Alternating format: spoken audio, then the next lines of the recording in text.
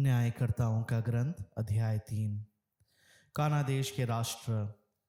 यही वे राष्ट्र हैं जिन्हें प्रभु ने इज़राइलियों की परीक्षा लेने के लिए वहां रहने दिया। इससे उसका आशय यह था कि इनके द्वारा उन इज़राइलियों की परीक्षा ली जाए जो काना देश के युद्ध में सम्मिलित नहीं हुए थे, और इस प्रकार उन इज़राइली पीढ़ियों को परिशिक्त किया जाए जिन्हें युद्ध का अनुभव नहीं था। फिलिस्तियों के 5 शासक सभी कानानी, सिदोनी और बाल हेर्मोन पर्वत से लेकर हमात के प्रवेश मार्ग तक लेबनोन की पर्वत श्रेणी में रहने वाले हिवी ये इसलिए रह पाए थे कि इनके द्वारा इज़राइलियों की इस बात की परीक्षा हो कि प्रभु ने जो आज्ञाएं मूसा द्वारा उनके पूर्वजों को दिलाई थी वे उन्हें मानेंगे या नहीं।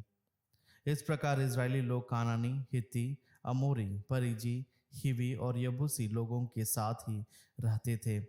उन्होंने उनकी कन्याओं से विवाह किया और अपनी कन्याएं उनके पुत्रों को दी। उन्होंने उनके देवताओं की भी पूजा की। न्यायकर्ताओं का इतिहास। उतनीएल, एहूद और शमगर। न्यायकर्ता उतनीएल। इज़राइलियों ने वही किया जो प्रभु की दृष्टि में बुरा है। अपने प्रभु ईश्वर को भूलकर उन्होंने बाल देवताओं और अशेरा देवियों की पूजा की। इसलिए प्रभु का कोप इज़राइलियों के विरुद्ध प्रज्वलित हो उठा और उसने उन्हें मेसोपोटामिया के राजा कुशन रिशअतईम के हाथ बेच दिया, और इज़राइलियों को 8 वर्ष तक कुशन रिशअतईम की सेवा करनी पड़ी। फिर इज़राइलियों ने प्रभु से सहायता के लिए प्रार्थना की और प्रभु ने उनके लिए एक उद्धारक अर्थात कालेब के घाटी भाई केनेश के पुत्र उतनीएल को नियुक्त किया, जिसने उन्हें मुक्त किया। वह प्रभु से प्रेरणा प्राप्त कर इज़राइलियों का न्यायकर्ता बन गया। वह युद्ध करने निकला और प्रभु ने मेसोपोटामिया के राजा कुशन रिशअतईम को उसके हवाले कर दिया। कुशन रिशअतईम पर उसे विजय प्राप्त हुई। इसके बाद देश में 40 वर्ष तक शांति रही। न्यायकर्ता एहूद और शमगर। केनेज के पुत्र उतनीएल की मृत्यु के पश्चात जब इज़राइलियों ने फिर वही किया जो प्रभु की दृष्टि में बुरा है, तो इसके कारण प्रभु ने इज़राइलियों को मोआब के राजा एग्लोन के हाथ दे दिया। उसने अम्मोनियों और अमालेकियों के साथ इज़राइलियों को पराजित किया और खजूर नगर पर अधिकार कर लिया। इसके बाद इज़राइली 18 वर्ष तक मोआब के राजा एग्लोन के अधीन रहे। फिर इज़राइलियों ने सहायता के लिए प्रभु से प्रार्थना की और प्रभु ने गेरा के पुत्र बेन्यामीन के वंशज एहूद को उनका उद्धारक नियुक्त किया। वह खब्बा था। इज़राइलियों ने उसके द्वारा मोआब के राजा एग्लोन के पास कर भेजा। एहूद ने अपने लिए एक हाथ लंबी दुधारी कटार बनवाई थी और उसे अपने वस्त्रों के नीचे अपनी दाहिनी जांघ पर बांध लिया। इसके बाद उसने मोआब के राजा एग्लोन को कर भेंट किया। एग्लोन बहुत मोटा था। एहूद ने कर भेंट करने के बाद उन लोगों को विदा किया जो कर ले आए थे। गिलगाल की मूर्तियों के पास आकर एहूद अकेला ही वापस चला गया और उसने कहा, राजा, मैं आपके लिए एक गुप्त संदेश लाया हूँ। राजा ने अपने सब दरबारियों को जाने का आदेश दिया और वे चले गए। तब एहूद उसके पास गया। उस समय राजा अपने छत वाले हवादार कमरे में अकेला बैठा था। एहूद ने उससे कहा, मैं आपके लिए ईश्वर का संदेश लाया हूँ। वह ज्यों ही अपने आसन से उठा, एहूद ने अपने बाएं हाथ से अपनी दाहिनी जांघ की कटार निकालकर उसकी तोंद में भोंक दी। कटार के साथ उसकी मूठ भी अंदर चली गई और चर्बी ने उसे ढक लिया, क्योंकि एहूद ने उसके पेट से कटार नहीं निकाली। एहूद ने कमरे के दरवाजे बंद कर सिटकिनी लगा दी और वह खिड़की से चला गया। उसके चले जाने के बाद नौकरों ने आकर देखा कि उस छत वाले कमरे के दरवाजे बंद हैं। उन्होंने सोचा कि राजा हवादार कमरे के शौचालय में गया होगा। जब वे प्रतीक्षा करते करते थक गए और उन्होंने यह देखा कि अभी तक उसने छत वाले कमरे के किवाड़ नहीं खोले हैं, तो उन्होंने किवाड़ खोले और देखा कि उनका स्वामी फर्श पर मरा पड़ा है। इस बीच एहूद भाग निकला और उन मूर्तियों के पास से होता हुआ वह सईरा पहुंच गया। वहां पहुंचते ही उसने एफ्राइम के पहाड़ी प्रदेश में निरसिंगा बजाया और इजरायली उसके साथ पहाड़ी प्रदेश से नीचे उतर पड़े। एहूद उनके आगे आगे चलता रहा। उसने उन्हें आज्ञा दी, मेरे पीछे आओ, प्रभु ने तुम्हारे शत्रुओं मोआबियों को तुम्हारे हाथ दे दिया है। तब वे उसके पीछे पीछे उतरे और यार्दन के घाटियों पर अपना अधिकार कर किसी भी मोआबी को पार नहीं होने दिया। उसी समय उन्होंने मोआबियों के लगभग 10,000 बलिष्ठ और वीर पुरुषों को मार डाला। उनमें एक भी जीवित नहीं रहा। मोआबी उस दिन इजरायलियों के अधीन हो गए। इसके बाद 80 वर्ष तक देश में शांति रही। इसके बाद अनात का पुत्र शमगार आया। उसने फिलिस्तियों के 600 पुरुषों को पैने से मार डाला। उसने भी इजरायलियों का उद्धार किया। दबोरा और बराक। काना के राजा यबीन का इजरायलियों पर अत्याचार। अध्याय 4। एहूद की मृत्यु के बाद इजरायलियों ने फिर वही किया जो प्रभु की दृष्टि में बुरा है। तब प्रभु ने उन्हें हसोर में शासन करने वाले काना के राजा यबीन के हाथ भेज दिया, जिसका सेनाध्यक्ष सिस्रा हरोशेत हगोयीम में रहता था। तब इजरायलियों ने सहायता के लिए प्रभु से प्रार्थना की, क्योंकि उसके पास लोहे के 900 रथ थे और उसने 20 वर्ष तक इजरायलियों पर घोर अत्याचार किया था। नबियानी दबोरा। उस समय लपीदोत की पत्नी दबोरा नामक नबियानी इजरायलियों के बीच न्यायाधिकारिणी का काम करती थी। वह एफ्राइम के पहाड़ी प्रदेश में रमा और बेतेल के बीच दबोरा के खजूर के नीचे बैठती थी और इजरायली उसके पास अपने विवाह सुलझाने के लिए आया करते थे। उसने अबीनोआम के पुत्र बाराक को नफ्ताली के केदेश से बुलवाया और उससे कहा, प्रभु इज़राइल का ईश्वर तुमको यह आदेश देता है, तबोर पर्वत पर जाओ और अपने साथ नफ्ताली और जबुलोनी वंशियों में से 10,000 आदमियों को ले जाओ। मैं याबीन के सेनापति सिसरा को उसके रथों और उसकी सेना सहित किशोन नदी तक तुम्हारे सामने ले आऊँगा और उसे तुम्हारे हाथ दे दूँगा। बारक ने उसे उत्तर दिया, यदि तुम मेरे साथ चलोगी तो मैं जाऊँगा, यदि तुम मेरे साथ नहीं चलोगी तो मैं नहीं जाऊँगा। उसने उत्तर दिया, मैं तुम्हारे साथ अवश्य चलूँगी, परंतु तब उस कार्य का श्रेय तुम्हें नहीं मिलेगा, क्योंकि प्रभु सिसरा को किसी स्त्री के हाथ दे देगा। दबोरा बाराक के साथ चलकर केदेश पहुंची।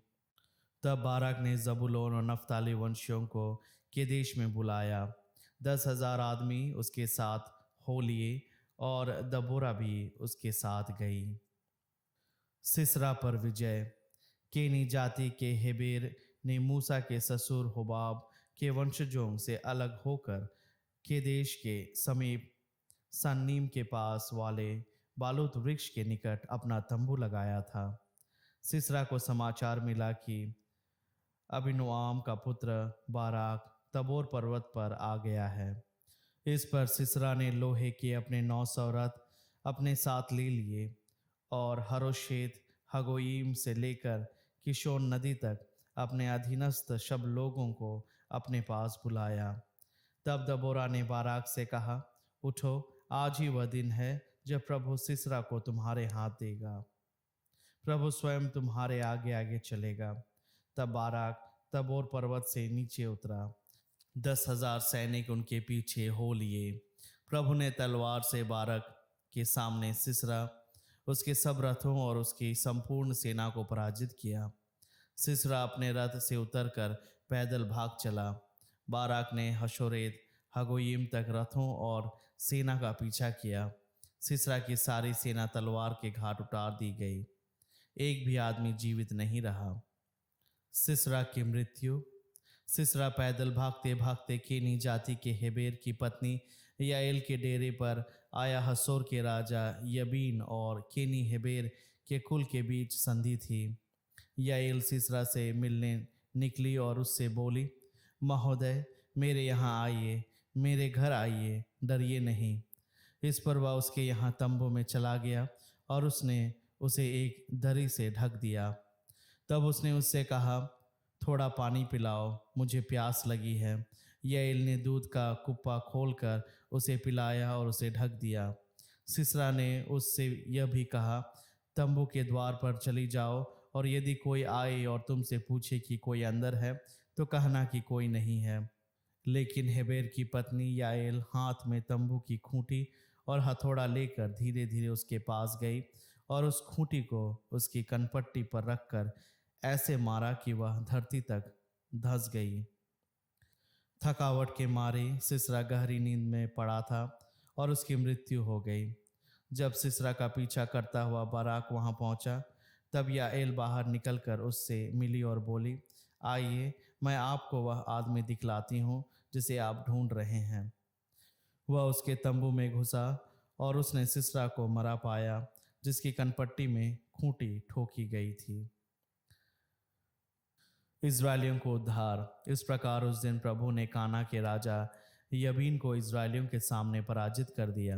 इज़राइली काना के राजा यबीन से प्रबल होते जा रहे थे और अंत में उन्होंने उसका सर्वनाश कर दिया। स्तोत्र ग्रंथ अध्याय 116। मैं प्रभु को प्यार करता हूँ, क्योंकि वह मेरी पुकार सुनता है। मैं जीवन भर उसका नाम लेता रहूँगा, क्योंकि उसने मेरी दुहाई पर ध्यान दिया। मैं मृत्यु के बंधनों से जकड़ा और अधोलोक के फंदों में फंसा हुआ था। मैं संकट और शोक से घिरा हुआ था। तब मैंने प्रभु का नाम लेकर पुकारा, प्रभु मेरे प्राणों की रक्षा कर। प्रभु न्यायप्रिय और दयालु है। हमारा ईश्वर करुणामय है। प्रभु निष्कपट लोगों की रक्षा करता है। मैं निसहाय हो गया था और उसने मेरा उद्धार किया। मेरी आत्मा तो फिर शांत हो जा, क्योंकि प्रभु ने तेरा उपकार किया है। उसने मुझे मृत्यु से छुड़ाया। उसने मेरे आंसू पोंछ डाले और मेरे पैरों को फिसलने नहीं दिया, जिससे मैं जीवितों के देश में प्रभु के सामने चलता रहूं। यद्यपि मैंने कहा था, मैं अत्यंत दुखी हूं, तब भी मैंने भरोसा नहीं छोड़ा। मैंने संकट में पड़कर यह भी कहा था, कोई मनुष्य विश्वसनीय नहीं है। प्रभु के सब उपकारों के लिए मैं उसे क्या दे सकता हूँ। मैं मुक्ति का प्याला उठाकर प्रभु का नाम लूँगा। मैं प्रभु की सारी प्रजा के सामने प्रभु के लिए अपनी मन्नतें पूरी करूँगा। अपने भक्तों की मृत्यु से प्रभु को भी दुख होता है। प्रभु, तूने मेरे बंधन खोल दिए, क्योंकि मैं तेरा सेवक हूँ, तेरा सेवक, तेरी सेविका का पुत्र। मैं प्रभु का नाम लेते हुए धन्यवाद का बलिदान चढ़ाऊंगा। यरूशलेम, मैं तेरे मध्य में ईश्वर के मंदिर के प्रांगण में प्रभु की सारी प्रजा के सामने प्रभु के लिए अपनी मन्नतें पूरी करूंगा। हालेलुया।